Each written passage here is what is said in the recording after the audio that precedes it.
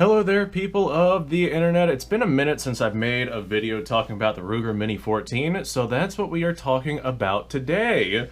Today we are going to discuss whether or not, we're going to adjust my camera here, whether or not the Ruger Mini 14 is obsolete.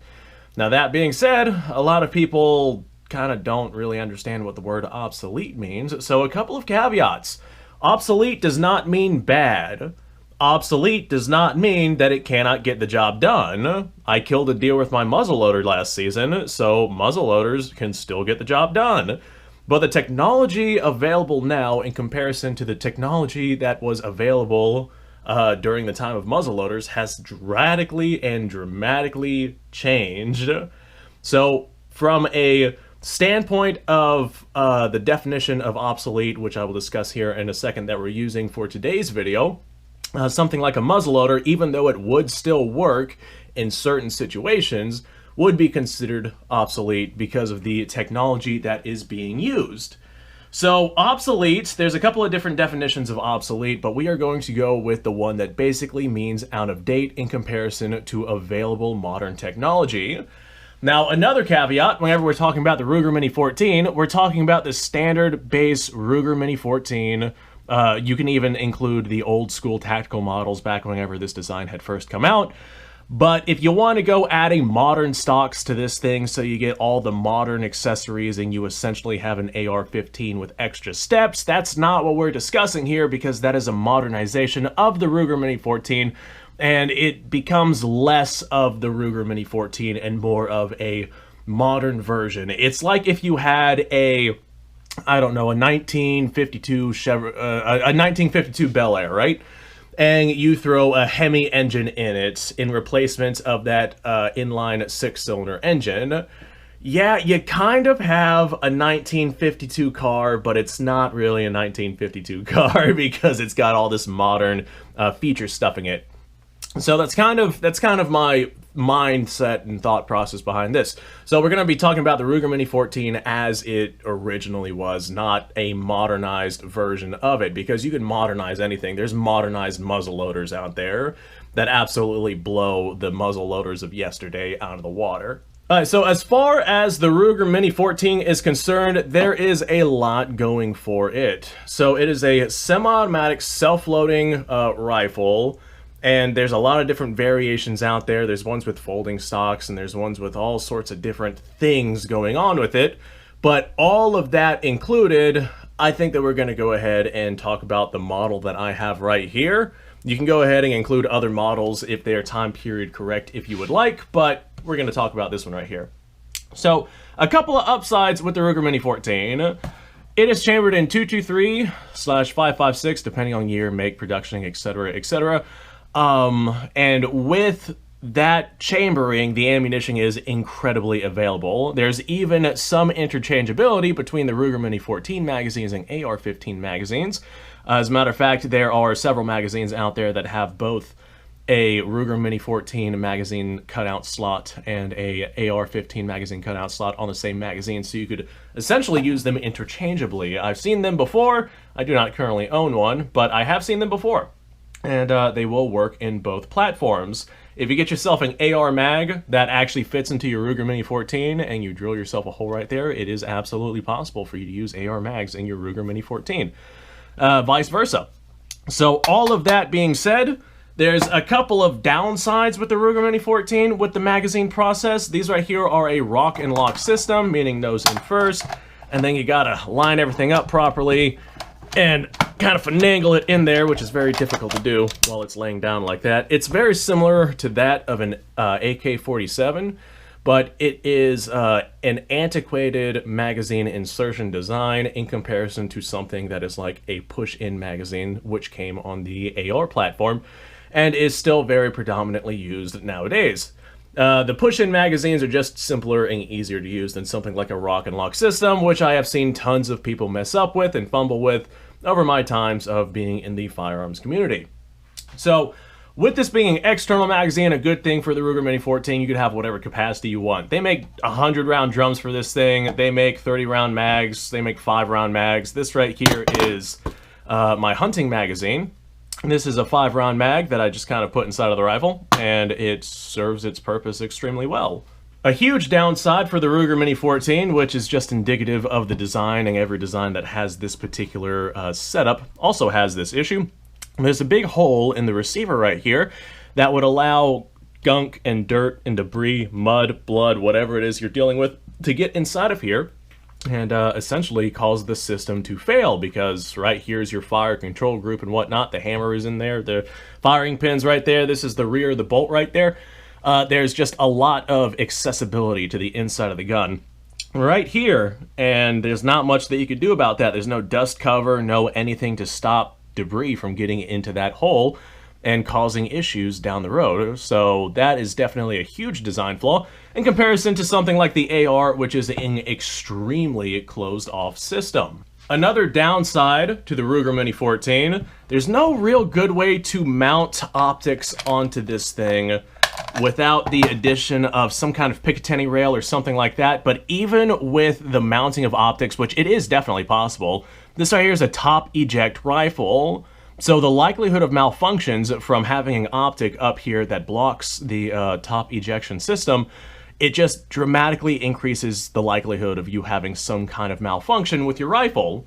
Now, even that being said, it's still likely not to happen all that much, but I have seen it happen plenty of times before, and it's not something that I'd want to trust my life with in the event that I had to actually use my Ruger Mini 14 for any significant practical purposes. There are ways to get around it. You could have like an offset scope or something like that, but there's no good solution. On top of that, there's no way to really mount a red dot to this thing without modifying the rear sight or something like that. But in order to mount a red dot to this, you would have to get rid of your ability to use your iron sights. So you would either have the red dot or the iron sights. You would have the better aiming optic that has more potential to go down, or the worse aiming optic in the guise of iron sights, which would definitely be essentially bomb-proof. But the Ruger Mini 14 iron sights definitely leave a lot to be desired, especially if we're talking about being able to see peripherally around whatever target it is that you are currently shooting at. Great target rifle, not so much for a practical purpose. Alright, now, I know that we discussed the big hole in the receiver, but if you look right here on the top of the receiver, this is the bolt. That is the lockup system for the rifle, and it is exposed to the elements, unlike something like an AR bolt or even the bolt of an AK-47, which is definitely much more protected from the elements. If you get sand or grit or dirt or something on these locking lugs, you gotta clean that out before that rifle is going to actually close up. So that right there is definitely a significant issue with this specific design of rifle. Now, there are drawbacks to the Mini 14, like we have just gone over, but there's also a lot of benefits. It's an intermediate cartridge, it takes external magazines, just the things that we've discussed. But I think the biggest drawback that we have for the Mini 14 is the lack of rail systems that come on the stock.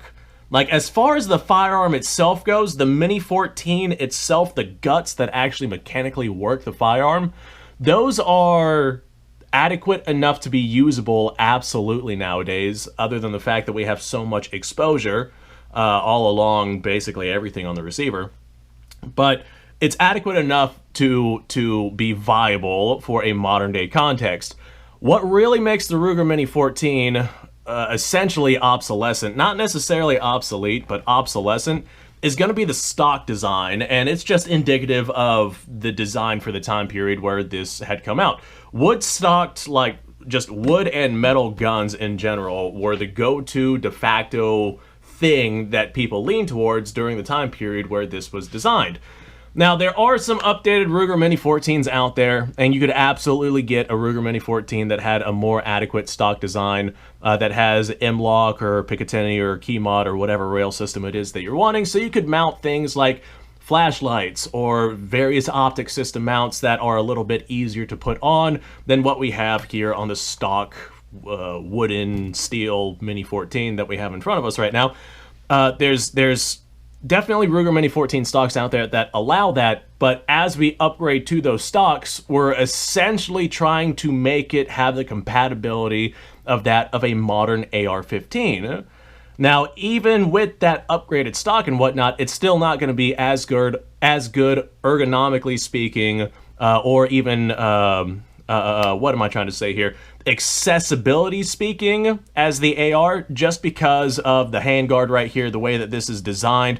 You're not going to be able to get as much Picatinny or M-Lock or whatever it is that you're wanting to get on there in terms of rail systems as you would with a full-length AR platform if you had a full-length handguard.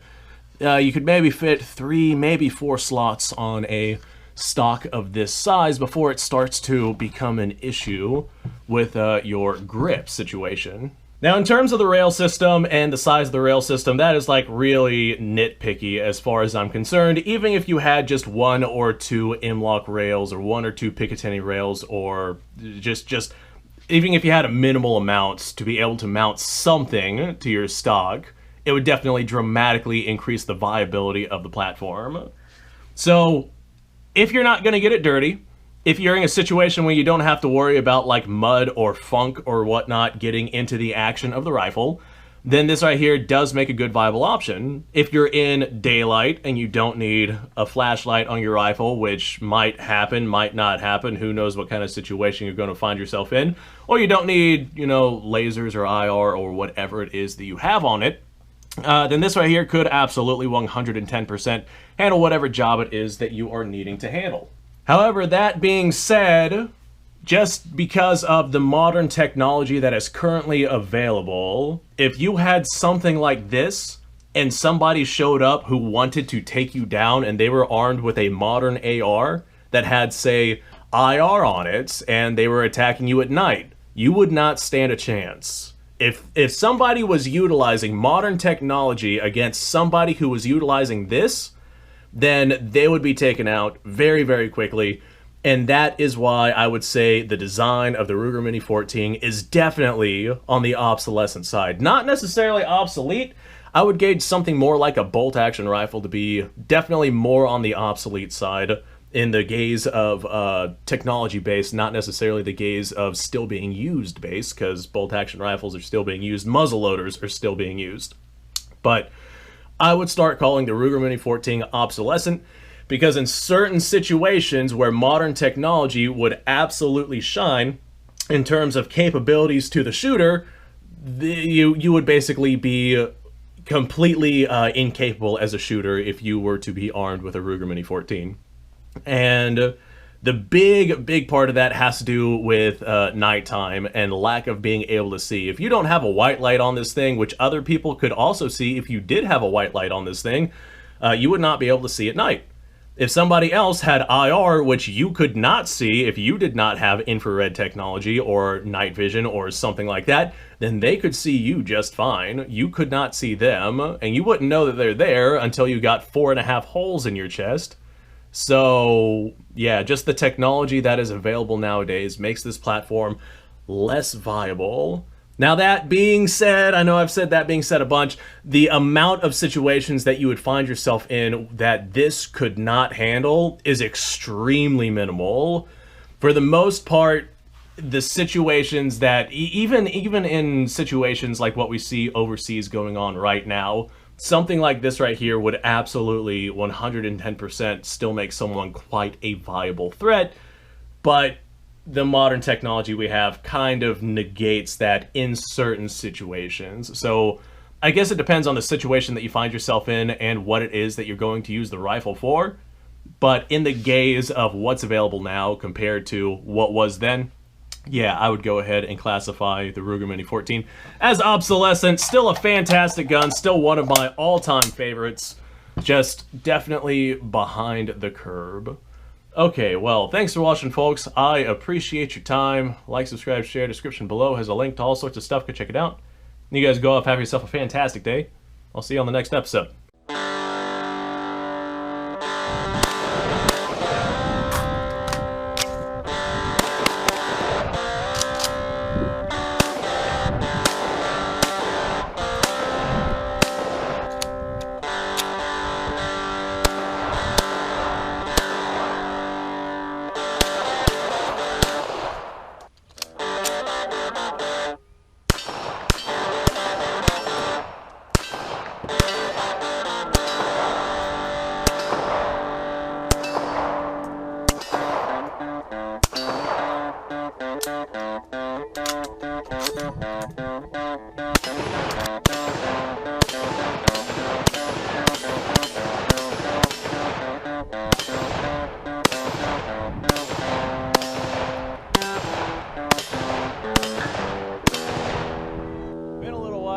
I've done this.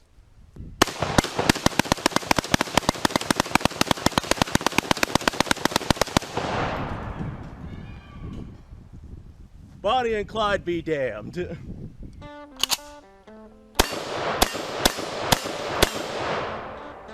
Poor man's Garen.